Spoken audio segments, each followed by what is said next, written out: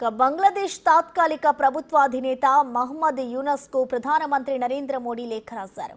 53వ స్వాతంత్ర దినోత్సవం జరుపుకుంటున్న సందర్భంగా ఆయన లేఖ రాయడం ఇప్పుడు ప్రాధాన్యత సంతరించుకుంది. ఈ సందర్భంగా 1971 నాటి పరిస్థితులను గుర్తు చేశారు. భారత్ బంగ్లా బంధానికి పునాది పడిన రోజు ఇదేనని, ఈ సందర్భంగా ఇరు దేశాలు చేసిన త్యాగాలకు నిదర్శనమన్నారు మోడీ.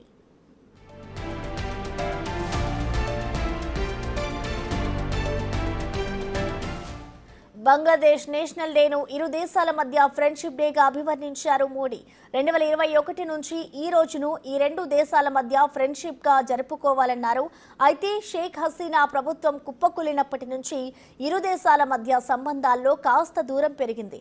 ఈ బంధాలను మళ్లీ పట్టాలెక్కించేందుకు ఇరు దేశాలు కూడా ప్రయత్నిస్తున్నాయనే చెప్పాలి. ఇదే సమయంలో మోడీ ఈ లేఖ రాయడం ప్రాధాన్యత సంతరించుకుంది.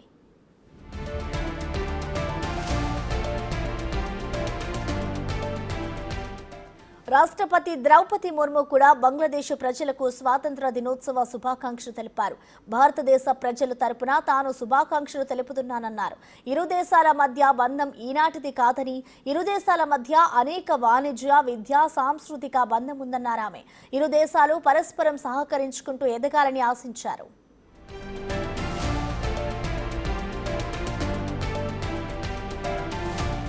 1971 మార్చి 26న పాకిస్తాన్ నుంచి స్వాతంత్రం పొందింది బంగ్లాదేశ్.